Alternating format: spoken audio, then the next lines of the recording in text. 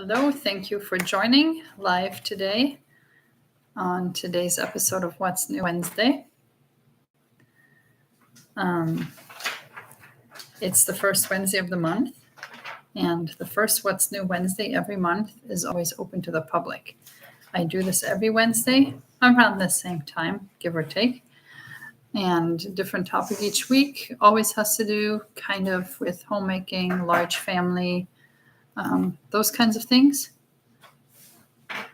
Sorry, I'm fixing my hair here. But the weekly ones are only open to members of my YouTube channel.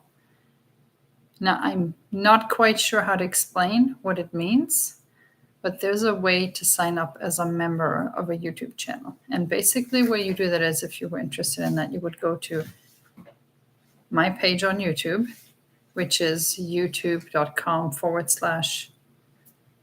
I don't even know. I think it's my name, or maybe Are They All Yours? Well, just search for Are They All Yours. And when you're on my page, I think it's right under the subscribe button is where you can actually sign up as a member. Hi, Faith. Thanks for joining. Hi, Annabelle from Germany. Thank you for letting me know that you can see and hear me. Hi, SJ. Good to see you.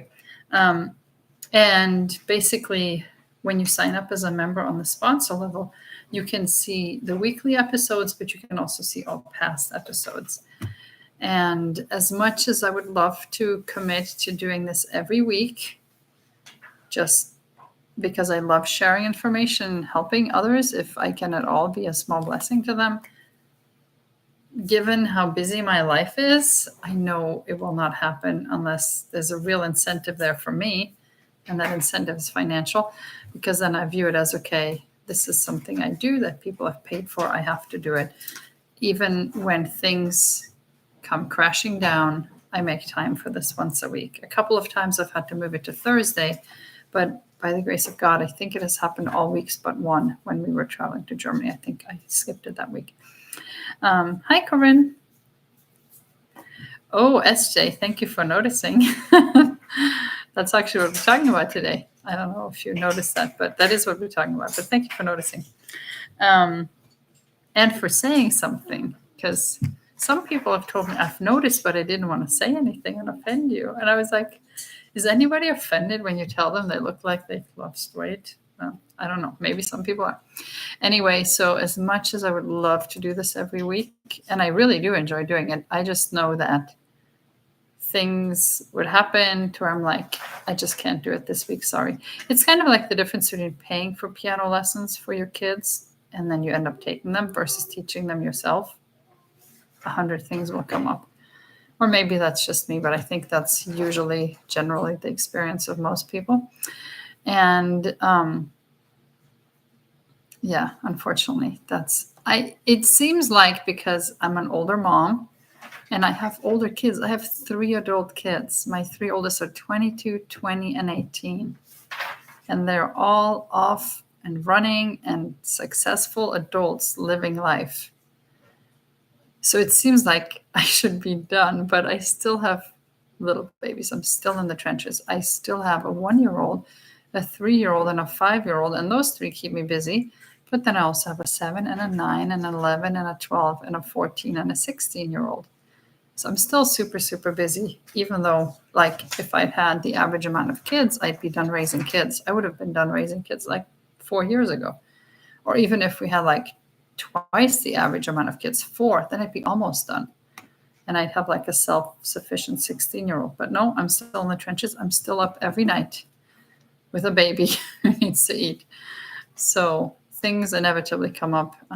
Like this last 2 weeks, we've been fighting a bad cough. I think it was actually COVID, because it's been going around. Not that we got tested or anything, but that's been going around. So as much as I would love to, unfortunately, I know it won't happen unless there is an incentive there for me. And I truly regret if it's not possible for some people who would like to see it.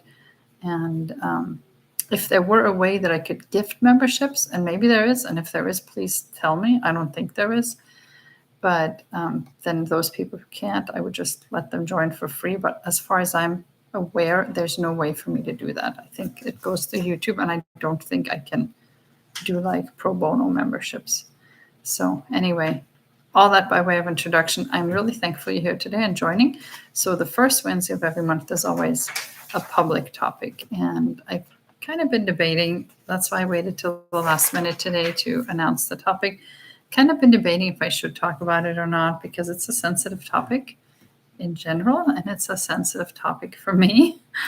But I think maybe it's helpful to others just because it's something that I have a lot of experience in, I guess. And we'll get into that. I'm going to say hi to whoever else is here in the chat.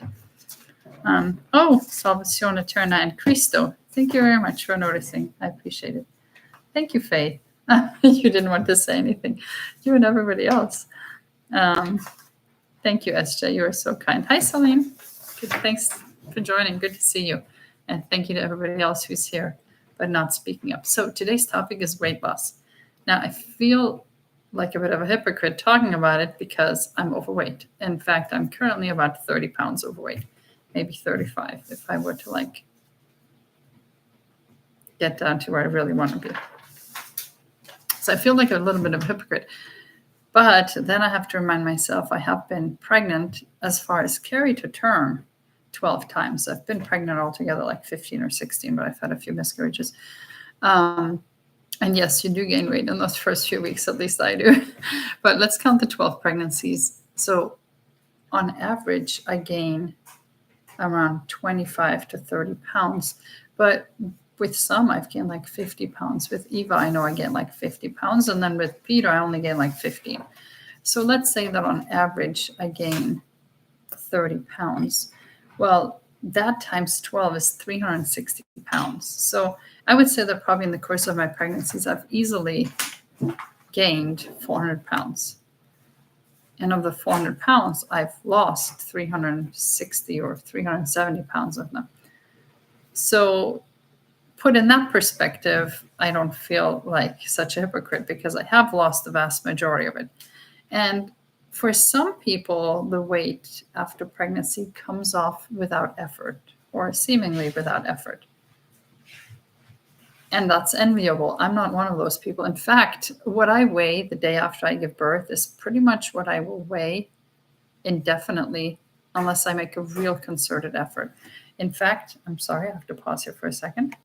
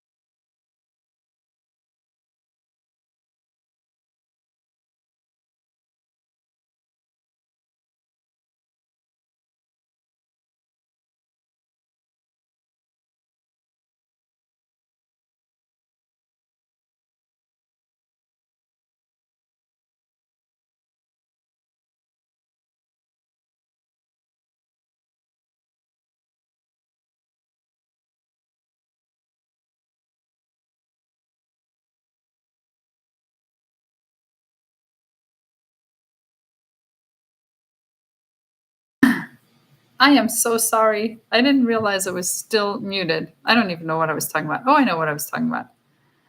Okay. No. I'm sorry. Okay, I am really, really sorry. This is what I get. See this? Interrupted. This is what you cause. My 3 kids are sleeping, my 3 little ones, and the other kids are supposed to be doing schoolwork, or the ones that are done are entertaining themselves. And some of them are being more disruptive than others. So let me back up. What I was saying is that I've always struggled with losing weight after pregnancy, and I think it has to do with the fact that I have a bad milk supply, and the two kind of go hand in hand. And what I think it comes down to is simply genetics, and not all of that can be overcome. Desiree, you're killing me. I'm repeating what I said. My kids are like in the background hearing it for the second time.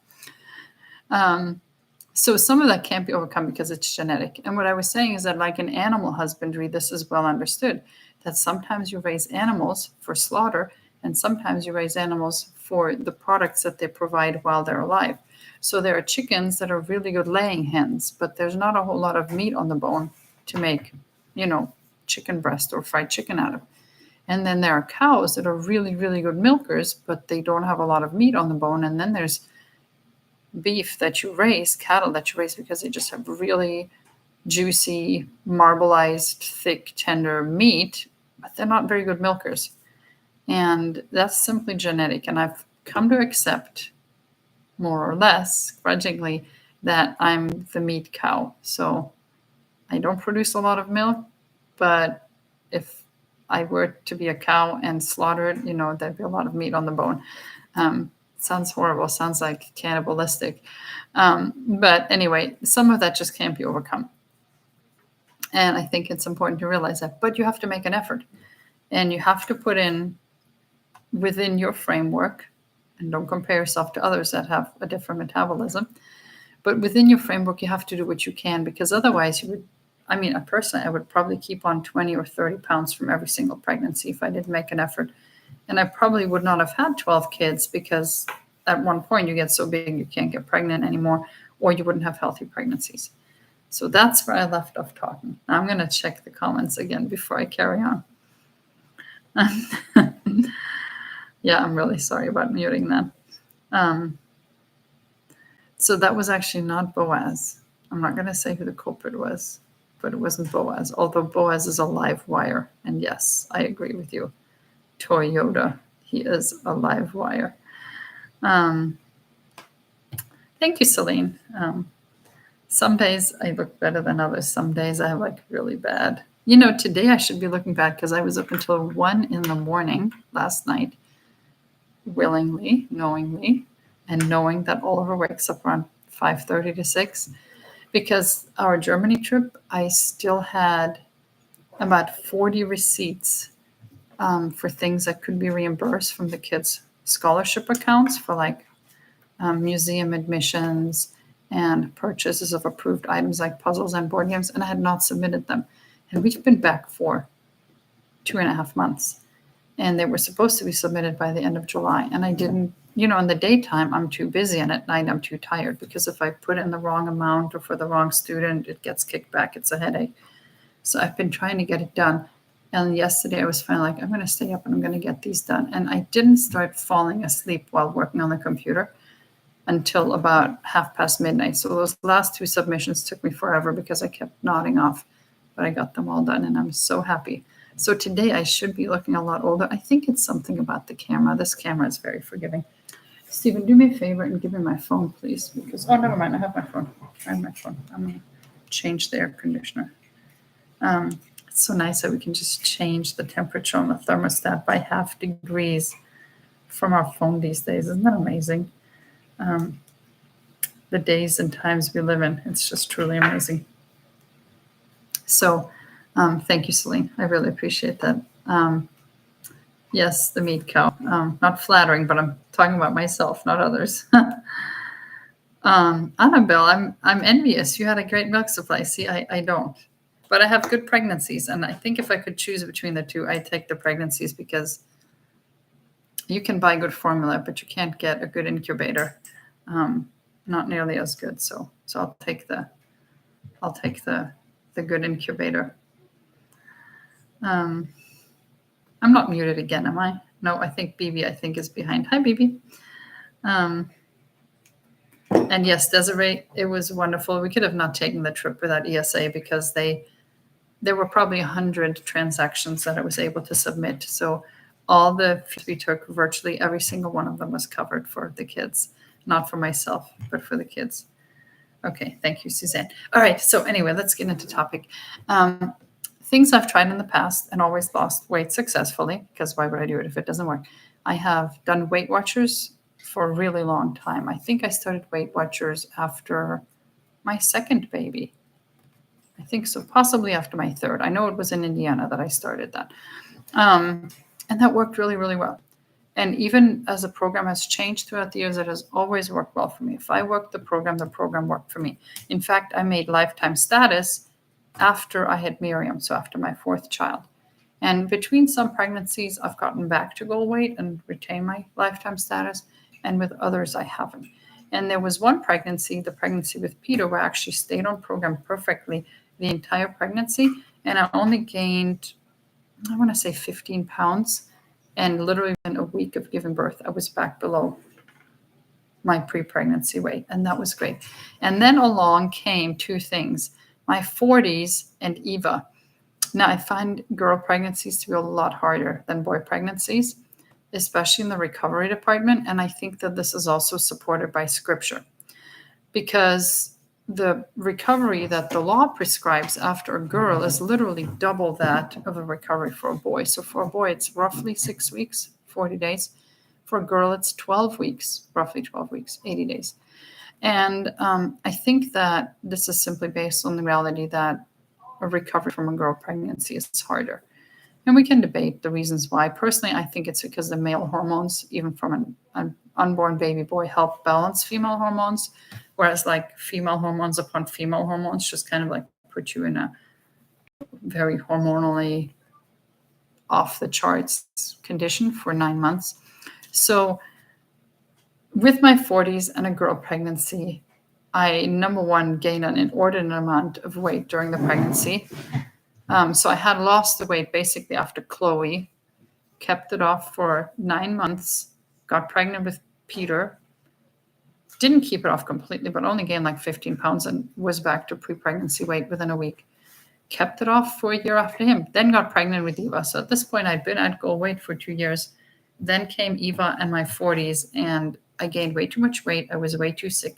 And after I had her, my weight would not budge. And basically, I mean, like if I was really careful and really watching what I was eating, I wouldn't gain.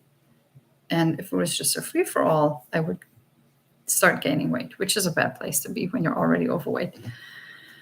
So that's the first time that Weight Watchers really started not working for me. And I've also done THM in the past, and that works well for me. I find it too complicated, and whatever you use to lose the weight is what you have to do to keep the weight off. And I don't feel like I want to live that lifestyle long-term for life. So that's why I'm okay with THM, and I like some of the principle, like the low carb, or if you're going to eat out, try to keep to a certain type of meal to make it easier on your digestion. But it's not something that I strictly do or want to do. So for me, it's always been THM. For me, it's always been Weight Watchers. But the Weight Watchers was no longer cutting it. And I finally came to a realization, because growing up, my mom always made a point to lose weight when she needed to. And I'm thankful for that, not because of her. I mean, she always looked beautiful to me, but because it taught me the importance of that in a healthy way, not like in some weird kind of eating disorder way. She never made me feel like that at all. But she would always calorie count. In fact, she would calorie count 1,000 calories a day.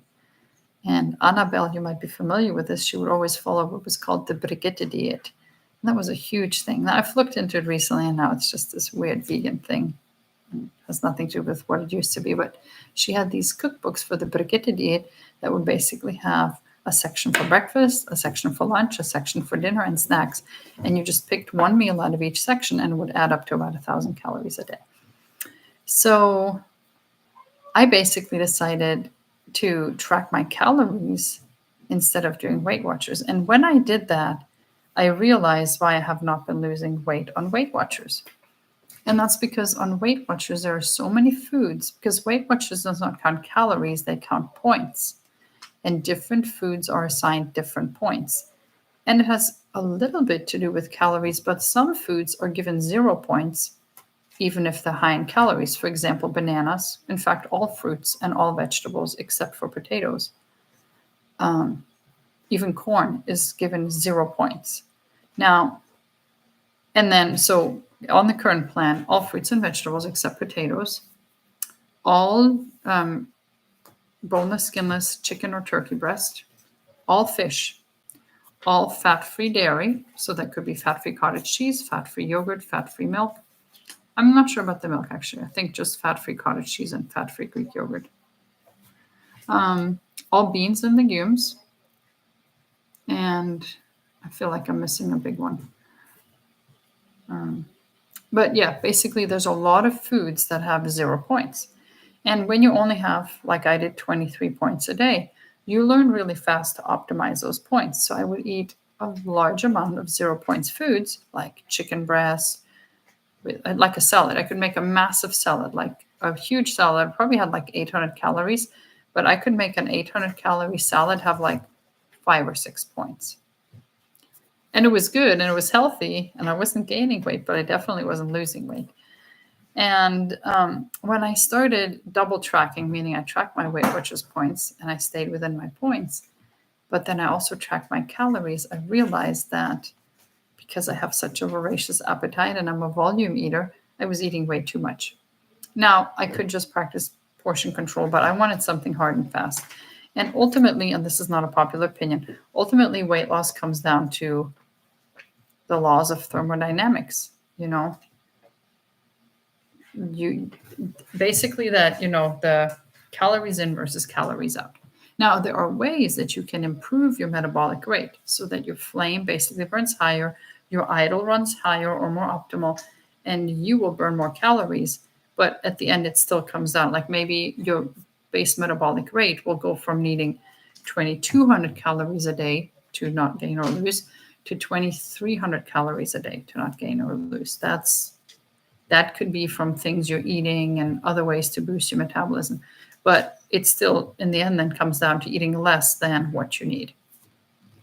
So when I thought about, what it is calories in versus calories out, I then thought, well, rather than make it complicated, because some days when I tracked Weight Watchers, I would have like 27 points, but I was right at 1,000 calories. And then other days when I tracked Weight Watchers, I had like 15 points, but I'd eaten like 2,400 calories. And I'm using the extreme outliers here, but on average, if I just ate the way I eat, I pretty much fill my 23 points with my calories. But it illustrated to me that, no, I can't just eat all these 0 point foods and lose weight. And I think that in your 20s and your 30s, the program as is would probably work great. It always did for me. Now that I'm in my 40s and my metabolism doesn't do what I want it to do, it has been a lot harder. So I track calories. And I'm going to get into that right now, how I do that after I check the comments real quick. Backflips in her belly. I believe it's Celine. I've had a few of those. Yes, Sharon, I agree. Hi, Sharon. I hadn't seen you yet today. So Annabelle is familiar with the Brigitte diet. My mom was born in 57, so I'm not sure how old that makes her in comparison to your mom. All right, so no questions. If you have questions, interrupt me and leave a comment. That I check in frequently. So when I told my son Solomon about it, he always has, it's funny because his name is Solomon, which we associate with wisdom. And Solomon has an uncanny ability to express things in a really succinct way that's really understandable and really relatable. And he just expresses it so well. And I told him, I said, I'm going to track calories and to try to lose this weight. And he said that that's the only way to lose weight. And if these other programs work, it's only because you end up eating less calories than you need by being steered towards, like Weight Watchers works on the premise of steering you towards foods that are high in fiber and high in protein. And because they fill you up, you are then less likely to overeat on other things, if that makes sense. So when I told him that, he's like, yeah, that's the only thing that works. He said every other plan is basically like an easy bake oven, and counting calories is like the commercial oven. So basically, like with an easy bake oven, you get small results and it's hit and miss. Whereas with a real full-size commercial oven, that's how you get the work done. And I thought that was a good picture to think of it that way. So, yes, Annabelle, our moms are the same age. They were probably even born like both in the northern part. My mom was born in Turingen, so northeast, but probably not too far from, I mean, closer to you than the southern part where they live now. So when I decided that, it was because my husband and 3 of our kids were traveling for the entire month of July. So we just come back from Germany. And part of the epiphany I had, that even though in Germany I ate a lot of food because there was foods that I can't get here. I mean, you can't get a doner here like you can get over there. You can't get authentic pizza made by real Italians and gelato and all the good German food and all the chocolate muesli. And while I was over there, I ate whatever I wanted, whenever, in whatever quantities. And when I came back, I'd gained less than 2 pounds. And had I done that at home, I would have gained like 10 pounds. And I was like, it's because we were active all day, every day. There was not a day that I got less than 10,000 steps, and frequently more because everything is done on foot there. So we got back on the 22nd of June, and my husband was leaving on July the 1st with 3 of the kids. So I decided that for the entire month of July, I was going to track my calories, 1,000 calories per day, plus 10,000 steps each day. Now, July in Phoenix is too hot to take 10,000 steps outside. So I also got like a little walking pad, which is like a minimalistic treadmill that I set up in the garage, which is air conditioned because my workshop is out there. So every day I would make a point to get 10,000 steps. And every day I would make a point to only 1,000 calories. And it was easy because I only had, so 4 of my family members, 4 out of 12 were gone. And I didn't have a third less work. I had like half as much work because these are the people that kind of tend to be the more loud ones, or the ones that create a lot of laundry and can be a little bit more challenging. So I would say my workload was cut in about half. So real quick, Becca, do you remember what I said? Okay. No, Becca, well, she's on it. So I did that all of July, and the kids had swim lessons 4 days out of the week, all month. So during the swim lessons, I would walk, and it was hot. I would walk around the pool complex the entire time. So I got my steps in easily every day. And on the days that they didn't, I would use a walking pad. Then my family got back on the 31st of July, my husband with an injury. And while I had lost 15 pounds in July, eating 1,000 calories a day, I've only lost about 5 pounds in the entire month of August now that my family's home, because it's so much harder with my family there. So what will happen is I'll eat a good breakfast, I'll eat a good lunch, and then at dinner, I'll just eat whatever everybody else is eating. And basically, instead of eating like 1,200 calories a day on average with like a cheat meal a week, I would end up eating like 1,600 or 1,800 calories a day. So I need to get better about that because like I said, I still have 35 pounds to lose. Desiree, I'll send you the link for the treadmill I use because it's really good. I'm really, really happy with it. I spent several hours researching, and I'm super happy with the one I got. So I'll send you that link. So for September, my goal is to be perfect again, in spite of my family being home and in spite of doing a lot of cooking with the kids. So for me, preparation is key. And one slight adjustment I've made, I don't do 1,000 calories anymore. I do 1,000 calories plus whatever exercise calories I earn that day, which could be like 200 or 300 or 400 calories. So I take that so that I basically end at a net 1,000. Now, let's get into the nitty-gritty. One of the huge factors that will determine how healthy you eat is tracking what you eat. Because just by being aware of what you're eating, you will eat better. 1 second. Stephen, are you done with your schoolwork? I'm afraid to mute it now when I talk to the kids because I'll forget to turn it back on. So the tracking is hugely important. I initially started tracking on paper, and that worked well, simply because eating 1,000 calories a day, there's not that much to track. It only takes seconds each day. But then my friend told me about an app that she uses, and it's called Lose It. And you can use it for free, no ads, and it works really well for free. I've used it free in the past, but it will not let you set your caloric goal to whatever you want it to be in the free version. And I also don't like annoying ads. So I got the one where you pay, but it's totally worth it. And I love that app because it has literally everything in it. I mean, things that I can't even find in the Weight Watchers app will be in there. Like from a local restaurant, food from a local restaurant, if I search for it, it'll be in there. So I've been using Lose It, and basically you can set it differently. So I'm going to try to share this here. I don't know if you can see that. But basically it shows you here my caloric goal, which is 1,000. It shows you how much I've eaten today, how much I've earned, which isn't anything because I've been working on computer stuff all day, and what I have left, which is like 250. So for breakfast, I had chia pudding and with pineapple. And then for lunch, I had a salad with some extra ham. I had one of these fizzy waters, low caloric things. But you can set your plan, and that's what I want to show you.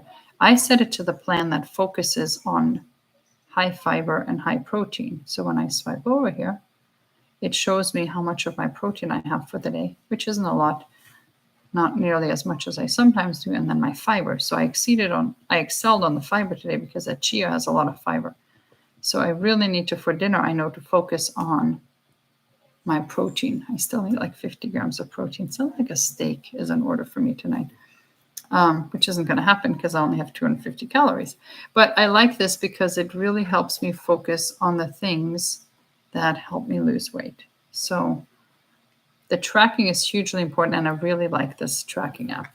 And sometimes I still love to track in the Weight Watchers app, but not always. Like, for instance, there were these cookies from Costco that in the Weight Watchers app were 7 points each, but they were only like 140 calories, I think. So I could totally afford a cookie. So in some ways, this plan is less restrictive. At night when I have the munchies and I want to just eat air pop popcorn, I could eat 20 cups on Weight Watchers. It'd be 0 points. I can't now because I'd have to pay for it. Like, in fact, the things I have for breakfast, many mornings I would have a 0 point breakfast on Weight Watchers, like fat-free Greek yogurt with a berry sauce that I cook myself from just berries. That would be 0 points on Weight Watchers. But now it's like 300 calories, which is, a little bit less than a third of my day.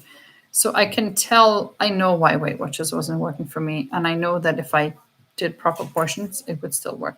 So the keys to success is tracking. Whether you track on paper or you track in an app, however you track, you have to track where it's not going to work because it makes you aware of your eating.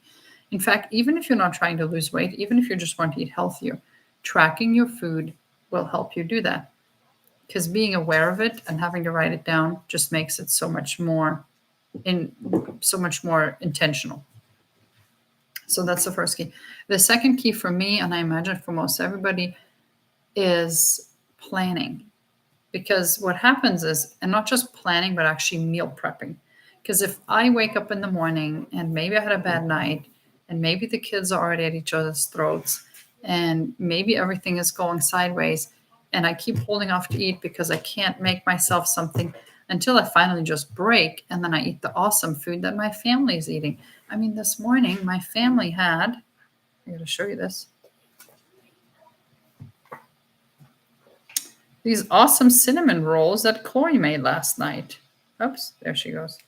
She made these really yummy cinnamon rolls last night, and then we put them in the fridge to rise overnight, and then we baked them fresh this morning. Maple walnut cinnamon rolls. Yeah, please. They were really good smelling.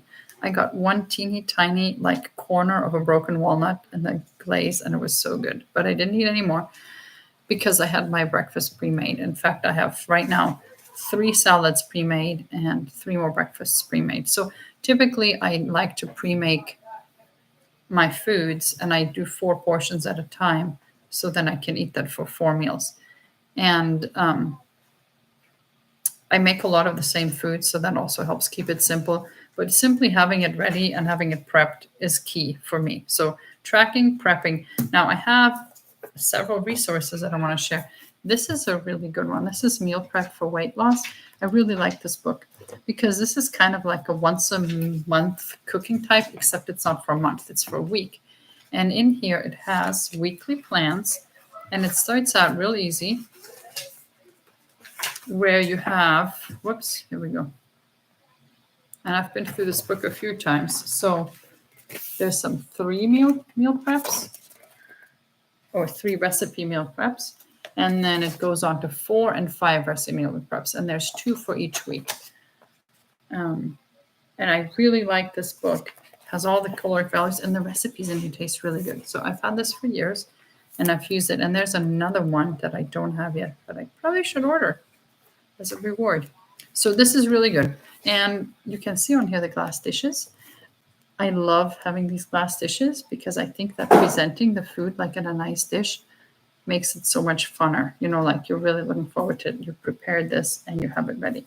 So prepping is huge for me. Now I will say, because like I said, I'm still in the trenches, I don't just like prepping my own food. Sometimes I simply don't have time. I also buy ready prepped food. So for example, Anna, whoever has a baby should turn on the misters and rock them back to sleep outside. I also like to buy ready food that's already prepped. Obviously not ideal to fall back on, but for example, Costco has these frozen French soups that are 200 calories each and very, very satisfying. Costco also has a lot of organic salad kits that are the little individual ones that run around 300 calories each. Costco also has like little packs of chicken breast that you can add to a salad that's pre-measured. So even when I'm in a big hurry, I can pull something like that out. Trader Joe's is another great one. Trader Joe's is like a less skilled mac and cheese that's pretty tolerable for being frozen mac and cheese. And especially when it's like a trigger food for me, I don't want to make a big batch of it. I want to have just one portion and then it's over and done, if that makes sense. So I do like the convenience of not just prepping my own meals, but also buying ready prep meals. I think that that's very helpful. And I just go by the calories. So that's this cookbook. And then, of course, as far as recipe resources, the 2 huge ones that you probably already know about that I really love, aside from the Weight Watchers cookbooks, which I love, and they have tons of great recipes. But the 2 big ones are Skinny Taste and Hungry Girl. Now, Skinny Taste has 4 cookbooks. I have all 4. I use all 4 extensively. I love all of them. This particular one is a meal prep one, so this is my current favorite. Actually, she has 5 cookbooks, now that I think about it, because there's also the air fryer one. And if you didn't know this, she is next week coming out with another cookbook, which is like a fast and simple kind of, everything has 6 ingredients or less and goes really fast. I already have it pre-ordered and I'm excited for that. But she has a website, skinnytaste.com, where you can get, I think, all of her recipes for free. She even provides a meal plan. So Skinny Taste is a really, really, really good resource. And there's also a Skinny Taste community Facebook group where you can go for encouragement and accountability and things like that. So that's Skinny Taste. And the other one is Hungry Girl. And Hungry Girl in the past used to be a little bit more not up my alley because it was too processed. But the last 4 cookbooks have been really good. And this one just came out and I'm really happy with this. I've made a bunch of recipes out of this one. And they've all turned out really good. And she is like the queen of making a lot of volume with as little calories as possible, which is huge for me because I'm a volume eater. So whereas Skinny Taste is kind of more like the foodie thing, but your portions might not end up being really large. So this is like whole foods and really foodie things, really good. This one will get you filled up. She knows how to stretch that food budget. So basically, you want to think of it, whatever calories you do, let's say 1,000, just for the sake of the argument. Think of it as you have $10 to spend. Every day you have $10 to spend on buying yourself food. So one morning you might decide that you want a Starbucks and you end up spending $6 or $7 at Starbucks. Well, now you only have $3 a day left or for that day to feed you for lunch and dinner. So you're going to have to be very lean. Now, what happens in reality is that when people overspend at Starbucks, well, then they just end up overspending on their food in general because they spend too much money and they maybe have more money, or maybe they're just making financially bad decisions, because plenty of people in the US have more debt than they should have. So with money, you can do that. If you, instead of spending your $10 a day, end up spending $20 a day, not because you have to, but because you eat out when you shouldn't, or because you get a pumpkin spice latte every day when you shouldn't, you can get more money easier than you can make up for the calories, because there's no caloric deficit credit card. Like, if I go over my calories for the day, my body will keep track of that for me on my hips. So if you think of it a day, you have $10 to spend. Now, some days you might choose to skimp and skimp and skimp, and then you can afford to get a Starbucks drink. But the problem is that most of us, when we get that Starbucks, we don't want to skimp for the rest of the day. And when you do that with money, okay, it'll affect your finances. But when you do that with the actual calories, like I said, your body isn't going to be fooled, and your body is running a balanced budget. Meaning, if you take in more than you need, that's going to show in all the problem areas. There's no fudging your way out of that. So you can think of it that way. Think of it, you have $10 to spend. How are you going to spend it? Don't go over it. Let me see what, I saw some comments coming in. So yes, Annabella, lost 20, not quite, I'm almost at 20 pounds in 2 months. But yeah, the bulk of that in July. I really need to get my act together for September. My goal is about 5 to 10 pounds per month. So the chia pudding, no milk. I don't do milk.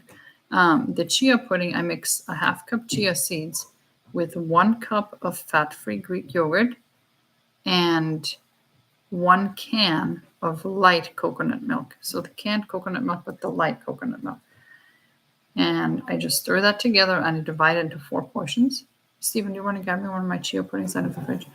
And each portion is like 200 calories exactly. And then in the morning, I basically add fruit to it that I weigh depending on, it's those jars, honey. Depending which fruit I have, it'll add like 50 to 100 calories, depending on what I'm having. And today I did pineapple. Do you want to bring me a jar, please?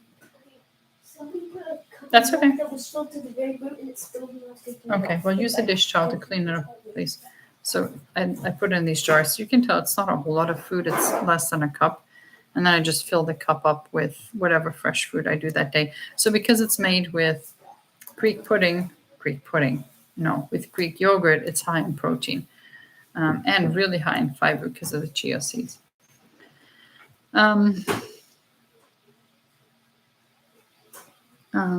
So that was that. Stir fry, yes, stir fry is great. You can put lots of vegetables in. So Desiree, I'm going to put all the links for this in the description of this video. I'll do this when the video is over. Those are affiliate links, which means that if you click on it, it does not change the price for you. But Amazon gives me like pennies back on every dollar that you spend if you click through my link. So I'm going to put those in the comments below if you want to use those. Yes, Celine, saving money on food. I'm all about it. That's the largest part of our budget in our big family. That's where most of the money goes each month. So saving money on the budget has really huge implications. And we have been really blessed the last 2 years with being able to save a lot in this area. It has really made a huge difference. And part of the reason that's allowed us to take this trip that I took this summer with the kids.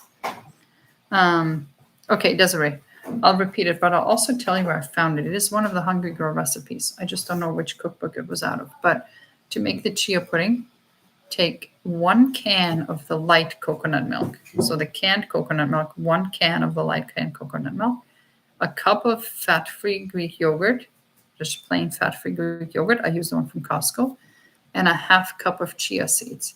And you divide that. You have to stir it up right away. And then once it's thick, you move it into your individual containers. 4 of them, and they're 200 calories each. Now, I'm not a fan of alternative sweeteners. I obviously don't do aspartame and stuff like that. Stephen, would you please get me my bag of sweetener from down there? But there is one sweetener that Costco sells that I really like. It's called Whole Earth. It's in a green bag. Yep, it's right in front of you. That's it. And I'm sure it's not the healthiest thing, but it's probably healthier than being chronically overweight. So I really like this one. It's erythritol, which I'm not a friend of because it's not very good for your gut, and monk fruit. But I use it in very small amounts. So I actually put, I think, 2 tablespoons of this into my chia pudding when I mix it up to make it sweet for 0 calories. And the reason why I like this mixture is, number one, because it doesn't contain stevia, because I can't do stevia. I'm like allergic to it or something. I have really low blood pressure.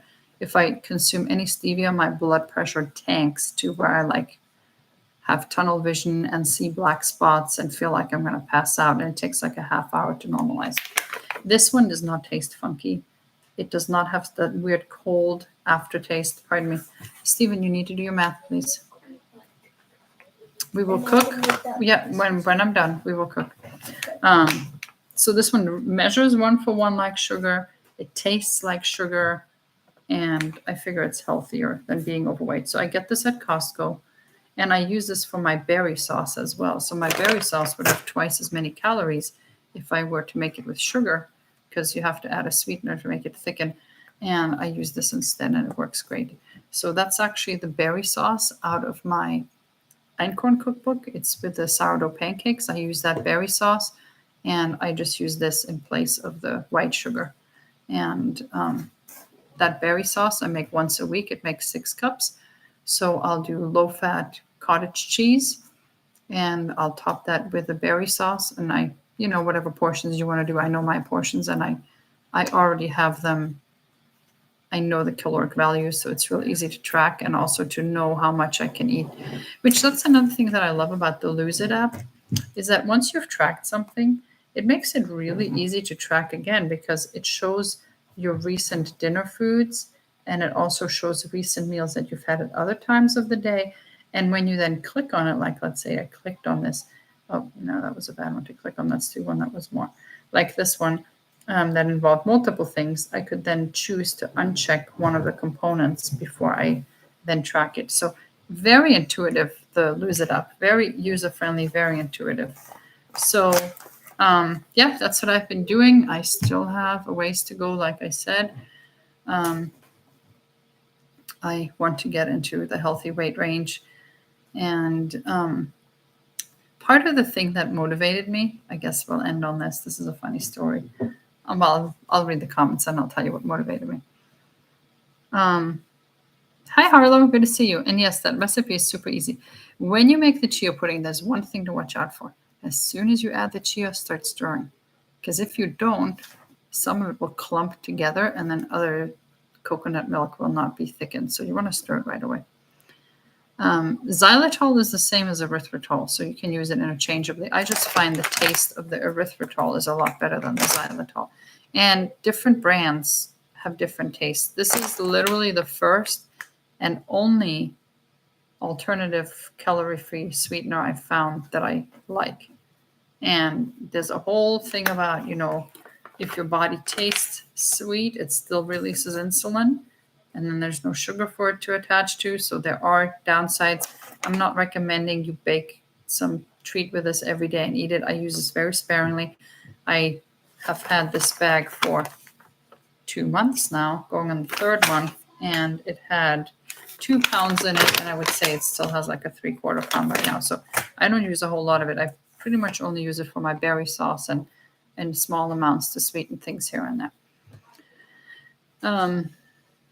Manuka honey to sweeten. Yeah, I don't. I think honey is a really great healthy food. I just can't do it because it's like milk. Milk is a great food, but unless you're trying, for me, it would make me gain weight. And also, I wouldn't use Manuka because Manuka is really strong. I would not be using Manuka. Probably if I couldn't use this, I would probably use coconut sugar. Coconut sugar is a very low glycemic sugar that has a very mild impact on blood sugar levels and is completely natural. So coconut sugar would probably be my next choice if I couldn't use this. Do I have low blood pressure when pregnant? Yes. Hi, phone account. I have chronically low blood pressure, which is good. And I think it is because I eat. This is totally counterintuitive and not what the mainstream medical wisdom is. I eat copious amounts of salt. I put salt on my salt, which reminds me, a bag of salt was delivered by Amazon. I got the notification. Would you please bring it in from the porch? And that's not what they tell you to do. They say salt raises blood pressure, and probably white salt does. But healthy salt, good salt, is really, really, really important, especially because we live in the desert where it is easy to become hyponatremic, which means you have too little natrium, which is from salt, in your bloodstream, and you can't function and you can actually die. I just read about a mom who went hiking and she drank like 3 water bottles and then she died. They couldn't even bring her back around. So,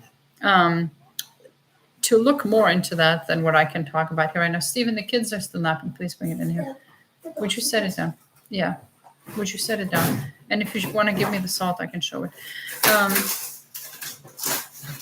Sorry for the noise. All right, give me the salt, please. That's the formula, the other bag. There we go. Okay, this is the best salt. Now, the white salt is devoid of any nutrients and minerals and whatever comes in salt. So you want some kind of dirty salt. I don't like the Himalayan salt. I've read too many horror stories about being contaminated and whatnot. I like salt that's from the US, and this is the salt that I like. Redmond's real salt. We've been on this for years now. You can see that it looks like this. And that, whatever is not white, are the nutrients and minerals that make this such a high quality food. And this is from Utah, from the Great Salt Lake, I think. And it is really, really, really good salt. We use a lot of this. This is probably, I don't know, maybe a month's worth of salt here. We use a lot of salt. So that's the only salt I recommend. There's other good salts. Basically, you just don't want to have a white salt. Excuse me. I'm going to mute this just for a second.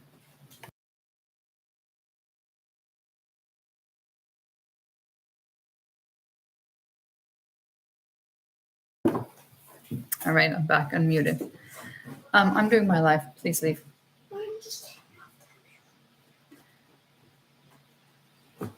So if you want to look more into the importance of salt for keeping your blood pressure low in pregnancy, look into the Brewer pregnancy diet. That's why I first learned about this, like, I don't know, 20 years ago. And the Brewer pregnancy diet, one of the integral parts of it is that you eat salt to taste, and that will help with your blood pressure. That's really important. I've never had high blood pressure with any of my pregnancies because I do follow the nutritional advice in the Brewer pregnancy diet.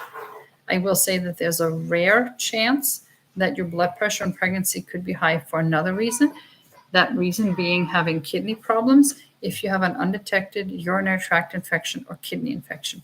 And you will know that that's the case if your pee strip throws bacteria for UTI, or if you know you're eating healthy, if you've tracked your proteins and you know you're getting enough protein and your blood pressure is still going high, then it's probably because your kidney, which is a filter, is overtaxed and not working right, which is typically in pregnancy from having an undetected UTI or a kidney infection. I've seen that. And then eating a lot of protein could actually make things worse if you're already getting enough and your blood pressure is too high.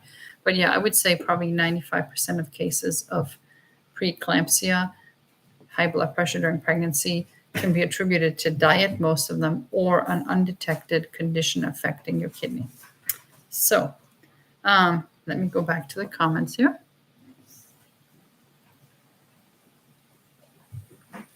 Okay, Desiree, I had to stop Pilates because of my blood pressure, actually. When we would get up and down, I almost blacked out once and they sent me home. And then they said not to come back till I got medically cleared. So I've been doing the walking instead. Yep, other lovers of the Redmond's Real Soul. Yes, Desiree, I agree. phone account, I would only be concerned about your blood pressure being too low if it affects you, like I mentioned with my Pilates, but where it like makes me black out, like if you can't drive because you're like having tunnel vision or something. I've never had it get that low unless I take stevia and it drops to like 50 over or 70 over 50 or something like that. But it doesn't normally affect me. Now let me see something here.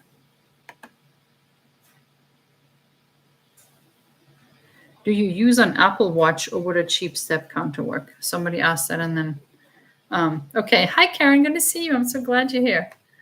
I saw that. So someone asked, but the comment accidentally got deleted. If I use an Apple Watch or would a cheap step counter work? A step counter will work. In fact, a step counter will show your steps easier than the Apple Watch because for whatever reason, in order to see the steps, you actually have to like click on it and then like click further down on it to see how many steps you've taken. Whereas on a step counter, that's like the first thing you see. But I cannot imagine living without my Apple Watch.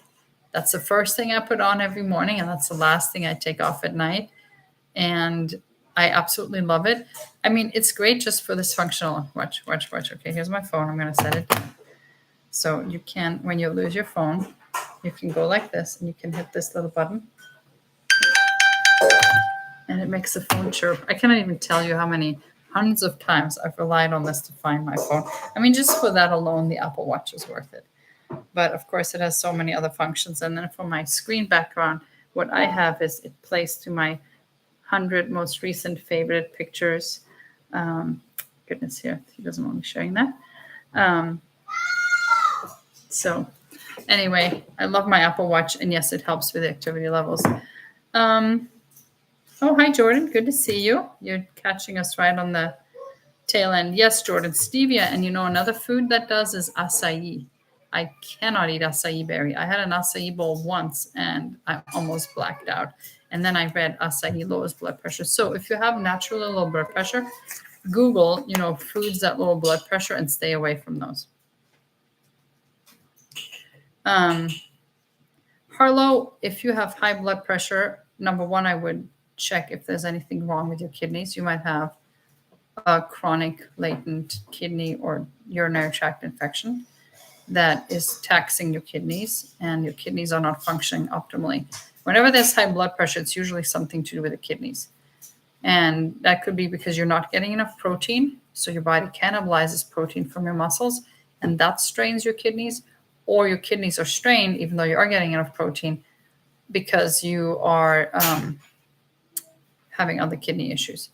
So if you are currently eating low salt, not enough salt, I would add a quality high mineral salt and see if that helps. But I would also get my kidneys checked out. Desiree, I do not have an electrolyte powder that I recommend. I do not, because they all are made with stevia, and I can't do stevia. And they taste funky, so no, I don't like them.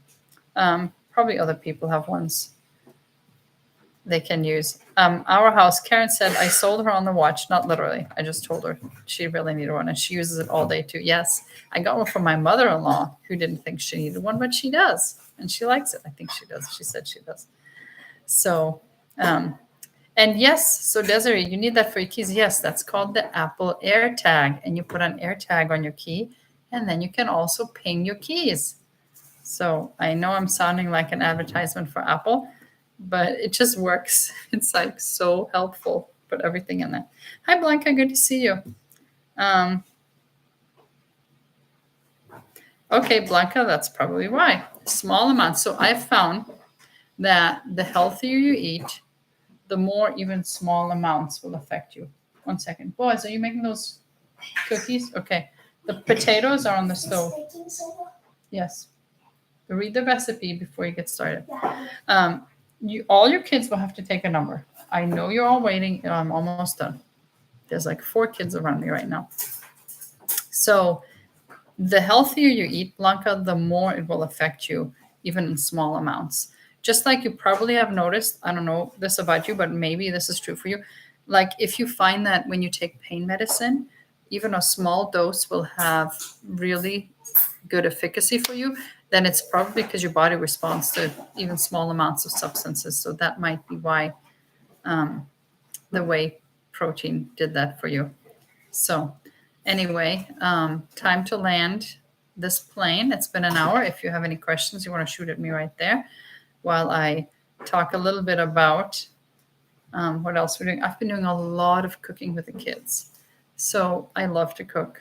I haven't been doing as much of that as I want to because, I'm not eating all the fun foods, but I have been doing a lot of cooking with the kids. So I got each of them various cooking subscriptions last school year. We got I'm the Chef 2. We got Baketivity, the cooking and the baking, so 2 separate lines. We got the KiwiCo Yummy Crate, so now we're up to 4 different lines we ordered. And we got the Eat to Explore, and we got Radish. And out of all of these, I think the only ones we're going to renew this year or have renewed so far is the Radish ones. They have 3 different subscriptions. So let me see. So that's I'm the Chef 2, 2 Baketivity ones, like the cooking and the baking, and the KiwiCo and the Eat to Explore and 3. So we had 8 cooking subscriptions coming last school year. We kind of went nuts because ESA covers this. So we got a different subscription for each kid, basically. The only ones I'm renewing this year so far is the Radish ones. They have 3 different ones. One is baking, one is cooking, and one is global. Those are really, really, really, really good. So the kids have been doing a lot of that. We try to aim for like 2 to 3 recipes a day between all the kids that I'm helping them with. So Boaz is making one of his recipes right now, and then Stephen is making dinner tonight. Makes my life a little bit harder, makes my life a little bit easier, depending on how you look at it. Oh, here comes another one. Good morning, Petey. Did you take a nappy? Yep. So we've been doing a lot of cooking, and I love those cooking subscriptions. So we're going to get into dinner now, and I also need to pick up the food that's being donated for church tonight. And that's been a huge blessing to us as well. Well, Salvacion, I hope I pronounced that right. I don't speak Spanish very well, but I'm glad this episode was helpful to you and that you enjoyed it. Hi, Hope. I don't think I'd seen you earlier. I don't think I said hi, but good to see you. Okay, unflavored electrolyte. So yes, there are unflavored electrolyte powders out there, but they taste horrible. So I can't do that either. Somebody says hi to Peter. Peter just woke up. All right, Annabelle, thank you. Yeah, here you get a sneak peek into the house. There they all are. Oh, there's a person doing schoolwork ditching, and there's Boaz cooking away in the kitchen. All right, you didn't see that. All right. Okay. Well, thank you for joining. And for those of you that are not members, I will see you back here for the first Wednesday in October, hopefully. And those that are members, I will see you next Wednesday around this time. Thank you. Bye. This, Mom? I'm going to share those links in the comments below. What's this, Mom? That is salt. I was talking